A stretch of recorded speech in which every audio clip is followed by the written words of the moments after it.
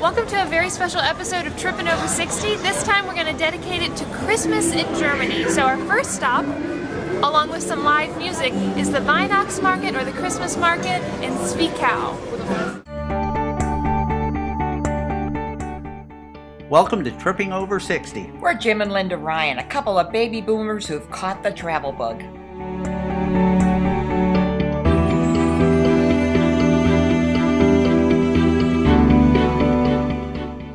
Come with us on our adventure As we move to Wilka-Haslau, Germany, to begin a new life and a new dream.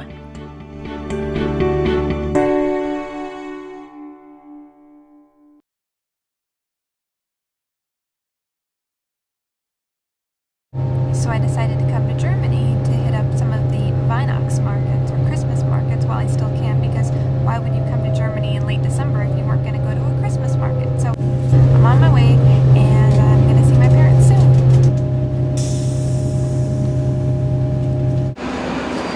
Well, here we are. We hope we're going to be meeting Amanda. She said she'd be on the first or the second train car. Considering there's only 2 cars, we ought to be okay.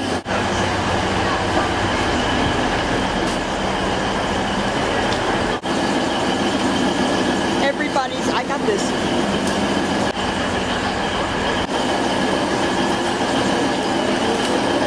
Oh, I'm so happy she's here. I made it! Yay! I love you! And for those that don't know, Amanda is also the editor of our YouTube videos. Okay, can we stop filming so I can hug? So off we toddled from the train station to Zwickau Centrum, where last we were in April during their Easter market, where it had now been transformed into a Weihnachtsmarkt, the Christmas market, where the booths were full of wonderful smells and tasty items and just all sorts of delights to the eye.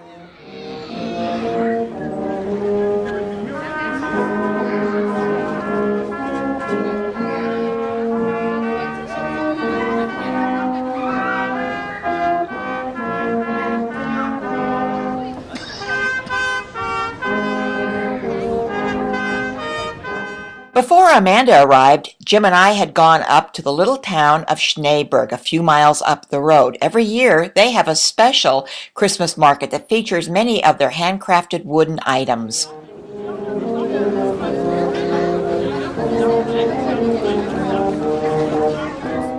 Jim and I also took the train up to the little village of Schwartzenberg, where another Christmas market was being held.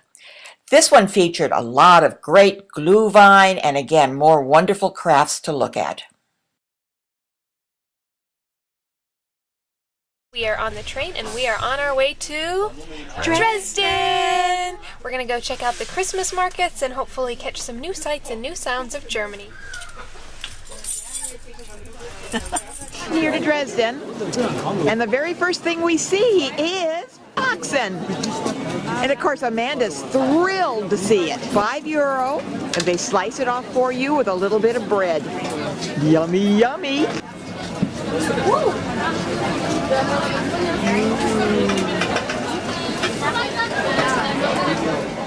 Mandy's going to have 2. Well, Linda's munching on her sandwich. I'm still looking for one of those giant brat sandwiches. It's damp and chilly here. I had to put my dorky looking flaps down to keep my ears warm. It's probably just above 32 degrees, maybe 34 degrees. So we are here and we are exploring and the place is packed. Yum, yum. Let's go look some more.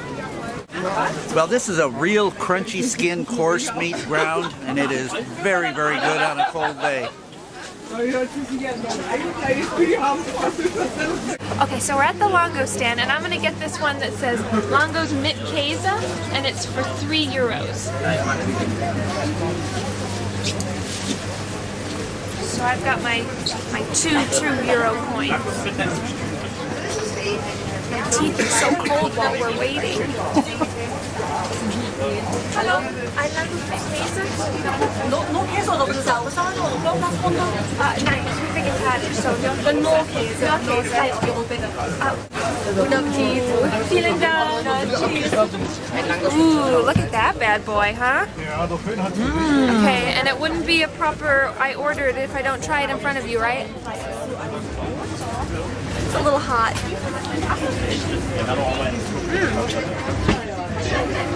So it's basically some fried dough with a bunch of cheese on it. My sister Megan would love this. At the Christmas markets, the booths sell all sorts of interesting things. The more popular items are handcrafted wood items, gloves and mittens, bakery goods. Even the mall gets into a beautifully decorated mode. Was bedeutet Deutsch oder? Englisch. English. Ein bisschen. It's a hot red wine. Rum, Karamell. Karamell. Anis, Nelke, Zimt. Oh, I think I need one of these. Gewürze. Verschiedene Gewürze. Gewürze, die man... Spices. Ja, genau. Spices. Yeah, you want to try one? Yes. In Schokoladen, in Karamell. Okay, spice. And a Christmas market is not complete without Glühwein. In addition to shopping and eating, adults and children alike can enjoy puppet shows. And even the smallest bakers are given the opportunity to bake Christmas treats. As evening fell, Even though it was only 4:30 in the afternoon. we made one last dash to get a few sweets, like German donuts stuffed with Eierlikör. And crepes with Nutella and banana. This year we're having a smaller Christmas than normal because it's just the three of us. Make that 4 of us. Oh, yeah. Somebody's still under the tree throwing packages out. And it's Amanda, get out from under the tree. And it's also the smallest Christmas tree we ever had. Normally we have floor-to-ceiling trees, and that depends on how tall the ceiling is. This time we have a tabletop tree, but it's a very nice tree, different than what we have in the U.S. It's very, very soft. Fritz, what are you doing? Where is he? So, we're glad you could join us. Fritz. Yeah, you. Merry Christmas to everyone. Merry Christmas. Well, ever since the kids were little, starting with the first Christmas, they always got a Christmas stocking. And the older one, the last two, like the nostalgia, so we still have a Christmas stocking for them. Over the years, what went in them changed. Colored crayons when they were little, makeup when they were teenagers, things like that. So what kind of things don't you want anymore in your stocking? Well, I think every year they know not to put in Bic razors because those just tear up your legs something awful. But they were good gifts. They were cheap gifts. There's a difference. That's the idea of the stocking. So, Anyway, so can I open my stocking? yes, too? the first things we opened in the morning is the stockings. Okay, here we go. Oh. Lots of candy. Who's it from?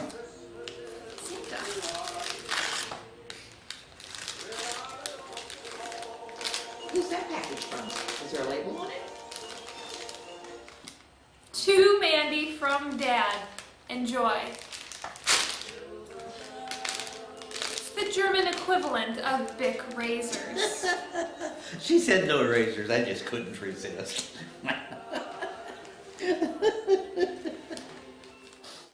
After stocking time, it was time to get down to the serious business of opening up the gifts. We found something for everybody this year. And we even had a few surprises. I don't know. I can't tell. It doesn't Heavy. rattle. No? Well, let's... I think I know. What? This is what I brought from my dad.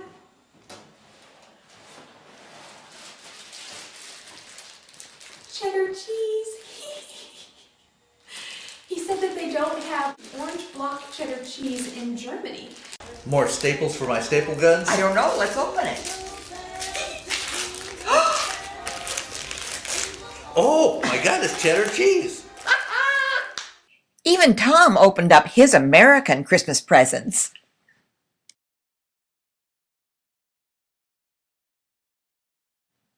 And of course, it wouldn't be Christmas without taking the usual silly group shots. By the end of Fritz's first Christmas, he was one happy kitty, but boy was he ready for his nap. Amanda had talked about wanting to help us while she was here, so we seized the opportunity to bring down a lot of extra items that needed to be tossed out. She worked really hard with Tom's good help. I took the opportunity to do any inside work that I could find, including painting right next to the fireplace. Of course, I managed to find an unhelpful Helpy Helperton. Well, we're in the parlor now, and we're starting to paint these walls. We've picked a dusty rose color. It's similar to the original colors that we have found in various spots.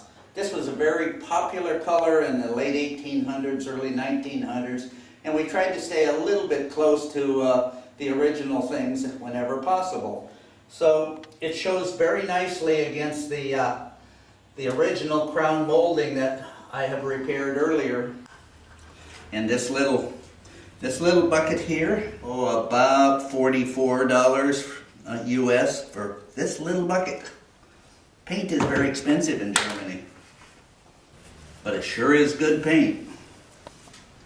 And it takes a little effort to get all of the little cracks and crannies filled.